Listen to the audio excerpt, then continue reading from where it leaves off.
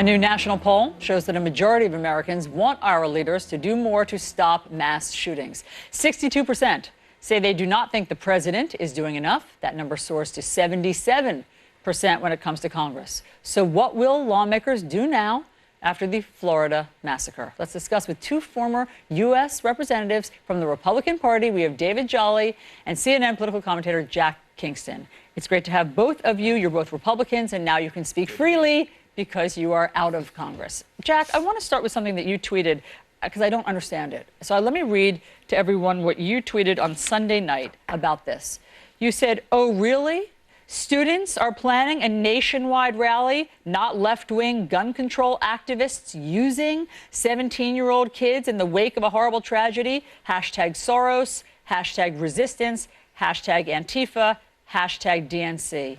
Do you think that, Jack? You think? You're serious? Allison, you think these kids aren't acting on their own volition? Allison, I think it's a horrible tragedy, and I'm heartbroken that young people have gone through this, and I hope that it never happens again. But I also know that their sorrow can very easily be hijacked by left-wing groups but do you think who it has have an been? agenda. Well, let's ask ourselves, do we really think that, and I say this sincerely, do we really think 17-year-olds on their own are going to plan a nationwide rally? Jack? I would say to you very plainly that organized groups that are out there, like George Soros, are always ready to take the charge, and it's kind of like instant rally, instant protest, and those groups are ready to take it, Jack, I'm sorry, I have to correct you. I was down there. I talked to these kids. These kids were what, Jack? These kids were wildly motivated. I talked to these kids before they knew the body count of how many of their friends had been killed. No, Jack, no one had talked to them yet. They hadn't been indoctrinated by some left-wing group. They were motivated from what they saw and what they endured during that ordeal. I don't doubt their sincerity. Yes, you do, Jack. I absolutely know these children are heartbroken, but I also know they probably do not have the logistical ability to plan a nationwide rally without it being hijacked by groups that already had the pre-existing anti-gun agenda. Jack, it's just silly. They're already doing it. They're on buses going to the state legislature today. And they're 17 years old. They can figure this out. But they have the money for the bus, and they're ready to go. I mean, I just have a hard time believing it. David, come on. Your thoughts? Yeah, Jack, you're a friend. Who cares who's paying for the gasoline for them to get their voice to legislators? Who cares? No, listen. The message they're getting out is not a left-wing confiscation. They are not getting out a left-wing confiscation message. They are suggesting that, yes, there can be a constitutional right, but not beyond the reach of reasonable regulation.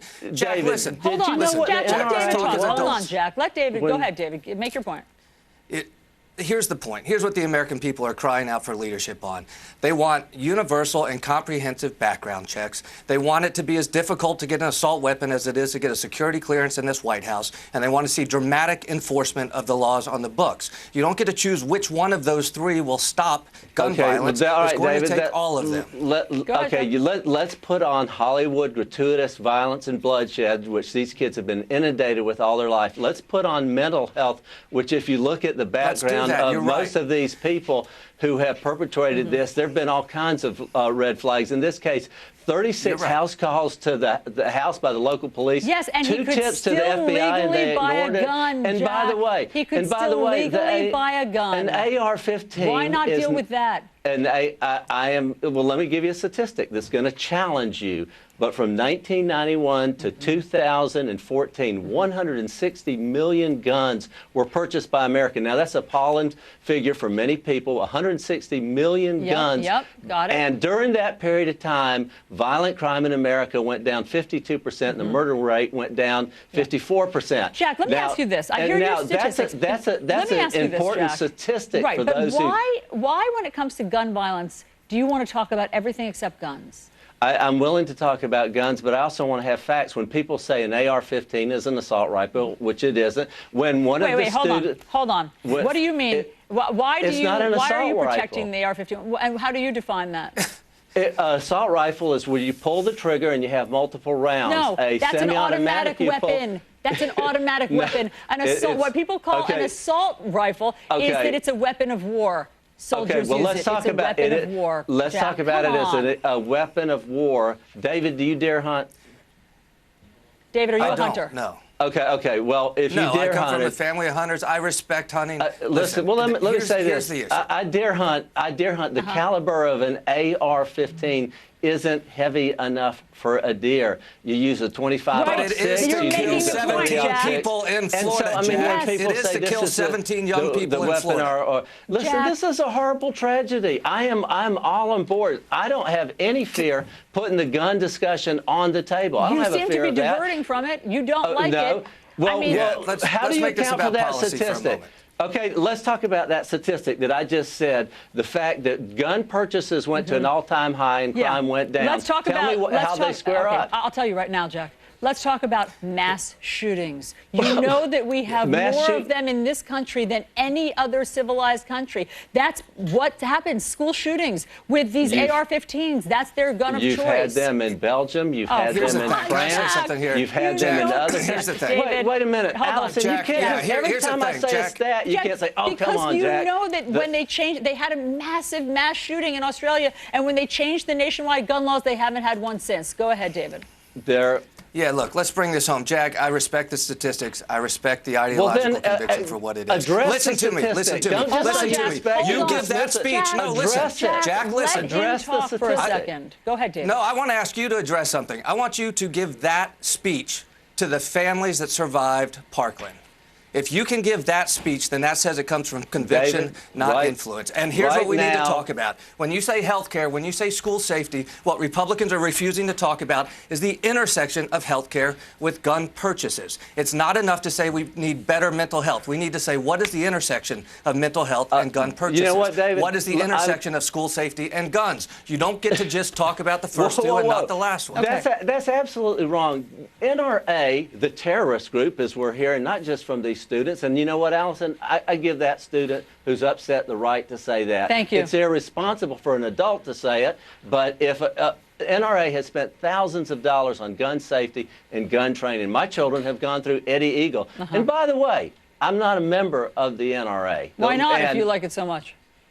Because I believe in I believe in the Second Amendment, but they have absolutely, positively promoted the intersection that David's talking about of gun purchasing and mental health. And by the way, you've been on the House floor for those votes, Jack. Absolutely not. David, Why has Congress not voted on this issue? It's because the NRA has coordinated with Republican leadership in Congress to not allow a gun vote. You know that. They just had one in December. What are you talking about? It was Richard Hudson just passed a bill in December 2017. How can you say they haven't had a national right to carry reciprocity to expand gun rights? They have not had a debate or a vote over gun control. Hold on, you're speaking over each other.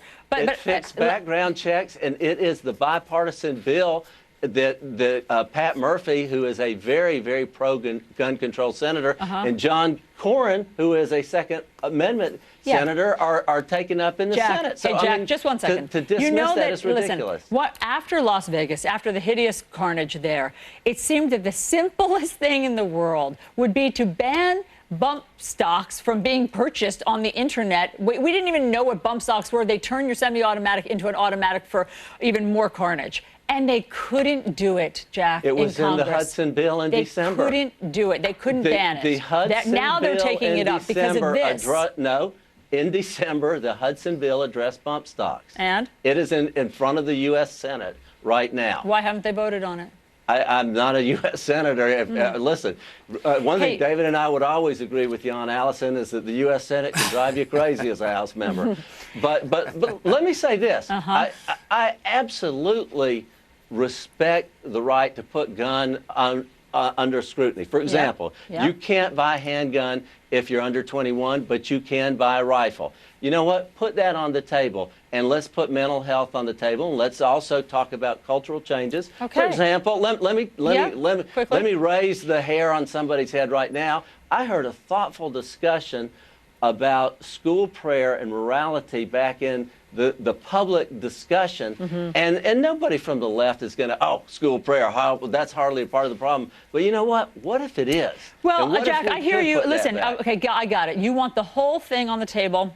That's great. But as you know, what these kids have said, that the time for hope and prayer is over. The hopes and prayers from people have only gone so far, and 17 of their loved ones are dead. David, you know Mitch McConnell, you know Paul Ryan. Is this going to be different? Will they change anything as a result of what happened in Parkland? We're going to see very quickly. You know, in South Carolina, after the Charleston shooting, the political leadership on both sides seized the issue of the Confederate flag. It wasn't gun control, but, you know, there had been this debate over the Confederate flag. And finally, because of the wretchedness of that shooting, they seized the momentum very quickly, within a month. It is up to the leadership of McConnell and Ryan and Donald Trump. If they want to do something, they need to do it now, because otherwise in Washington, if they delay even a couple months, the NRA will slow roll this, and they will do so with a very powerful constituency of voters, not just money. I just want to point out that after Sandy Hook, when Barack Obama was president, the U.S. Senate was controlled by Democrats. The Second Amendment discussion is very difficult, and there are many who want to go to a full-fledged let's ban guns. National instant Nobody's background talking about check. that, Jack. Nobody's talking about that. People are talking about common sense reforms. Nobody is talking about banning guns Allison, today. let Jack, me say sorry. this as somebody who's been in this debate. Whenever the byword on the left is always common sense, gun control, and it usually means restriction of the Second Amendment. What I am saying to you, if you want to put it on the table, you also have to tell me why, when gun purchases went up, did the crime rate go down? And why school shootings and mass shootings went up. Neither of you have got it. Hey, to a gun-free zone. David, to a gun-free zone. That's where these mentally disturbed people always attack soft targets. Jack, David, thank you. Thanks. Let's get to Chris. There's progress.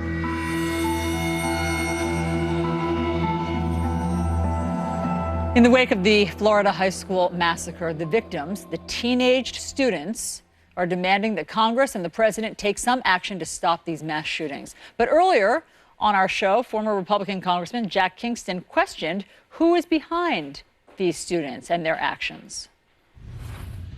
Their sorrow can very easily be hijacked by left-wing groups who have an agenda.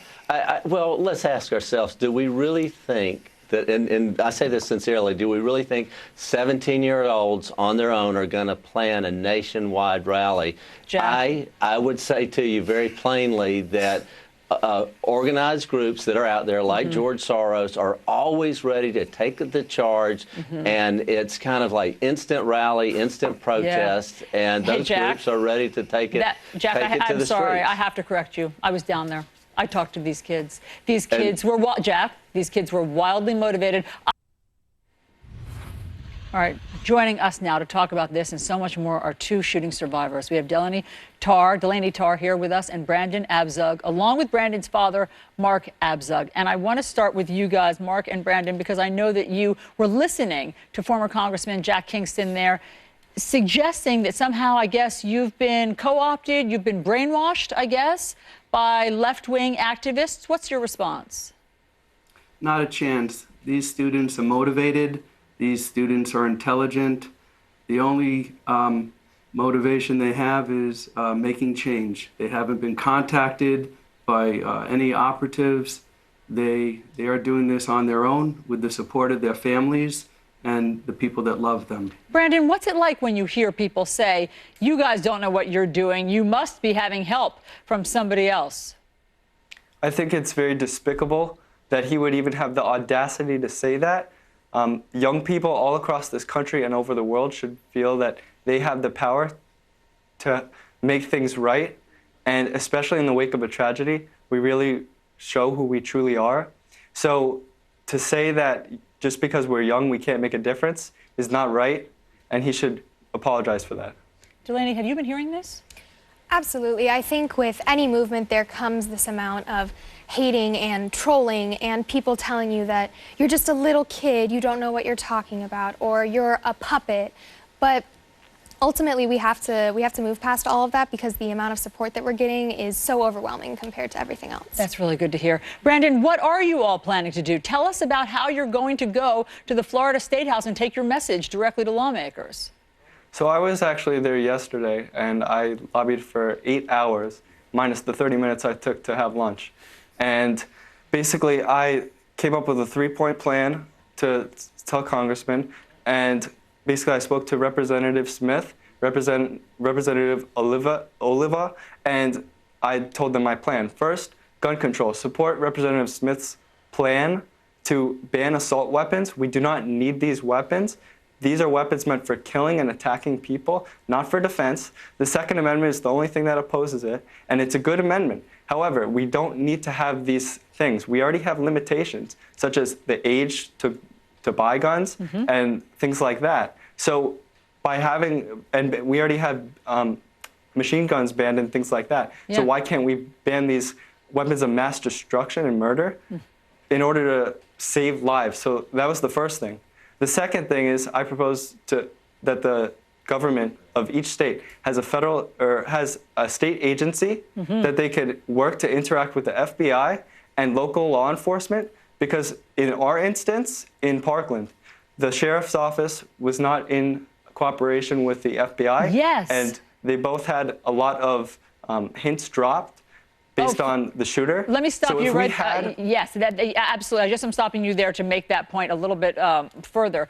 There were all sorts of signals, and had there been coordination, obviously, between them, then the FBI wouldn't have missed, perhaps, that call that came into the call center, because the sheriff's office knew about this guy. They had tried to do so many interventions at his home. And Delaney, let me just bring you in on this. But to follow up on Brandon's point, why are you all so motivated today? I mean, I know that you lived through this, but lots of people, sadly, have lived through a horrific ordeal. How come you all have the strength today to be able to go and do what you're doing today in front of the state legislature? Well, I think that we come from a place where we have the ability to speak out about this, and I'm sure that many other people who have been through similar situations have wanted to speak out, but we come from an affluent school. We are all very well educated on government and policy, so we were being given this platform, and it felt wrong to not take advantage of it. And ultimately, we know that we're in a place where we can speak out, where we can try to make that difference, so we're taking advantage of it. Look, I mean, I started talking to you guys when we were there just in the hours after this massacre happened, and obviously you're all exhausted,